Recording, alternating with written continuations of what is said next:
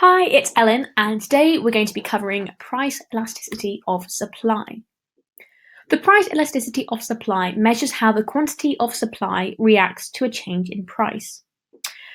Firms aim for high elasticity of supply so that they can react rapidly to changes in price and demand. To increase elasticity, firms can improve their technology, introduce flexible working patterns, and have excess production capacity. So what's the formula for PES, price elasticity of supply? It can be calculated with the percentage change in quantity supplied divided by the percentage change in price. So an elasticity of supply greater than 1 means that the percentage change in quantity supplied will be greater than a 1% price change. So if we try and understand what this means in relation to being elastic or inelastic or unit elastic. Elastic supply is when PES is greater than 1. So a higher PES value means that there is a more elastic supply. Conversely, inelastic supply is when PES is smaller than 1 but greater than 0. So a smaller PES value means that there's more inelastic supply. And finally, unit elasticity of supply is when PES is equal to 1. So, in other words, percentage change in quantity supplied is directly equivalent to percentage change in price. So, just recapping that formula and the results from that, if the price elasticity of supply is greater than 1, supply will be elastic. And to reiterate the equation for price elasticity of supply, it is equal to the percentage change in quantity divided by the percentage change in price. So what are the factors which affect the price elasticity of supply?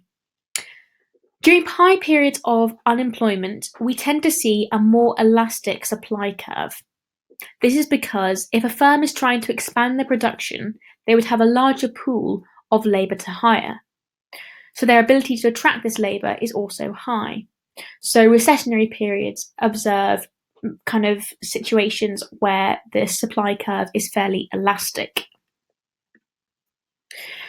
Firms also have a high elasticity if they are agile and keep high levels of stock.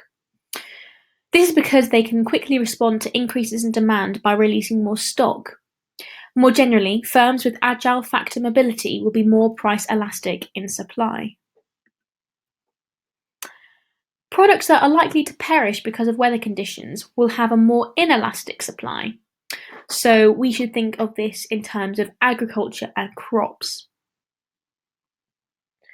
So, in just recapping the factors which affect PES, we know that firms with a high level of agile factor mobility are more likely to have an elastic price elasticity in supply. So how is elasticity of supply, how does it change between the long run and the short run?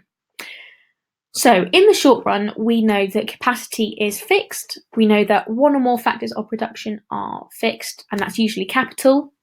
It's often hard to increase production in the short run, and supply is typically inelastic. But the situation is very different in the long run. No factors of production are fixed, and thus all are variable. Firms are able to increase their capacity, and supply is more elastic than it would be in the short run. This is because firms have more time to react to price and demand shifts. Capital equipment and production times differ across various industries. This means that different industries have different timescales for the short run and the long run.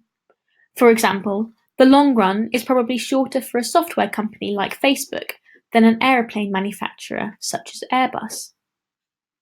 So in just recapping the features of price elasticity in the long run, we know that factors of production are variable, firms can increase their capacity, and the supply curve is generally more elastic.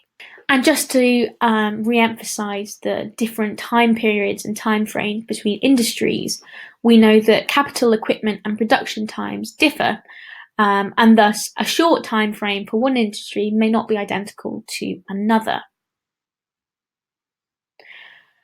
And if we return to the concept of perishable goods, we know that this will lead to their levels of inelastic supply.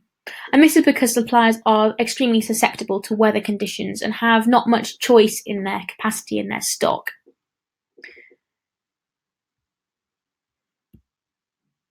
And finally, if we just reiterate what the features of price elasticity are in the short run, we know that capacity is fixed, we know that one or more factors of production are fixed as well, it's often very difficult to increase levels of production, and the supply curve is generally inelastic.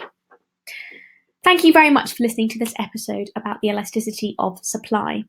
Next time, we're going to be talking about how the market determines price.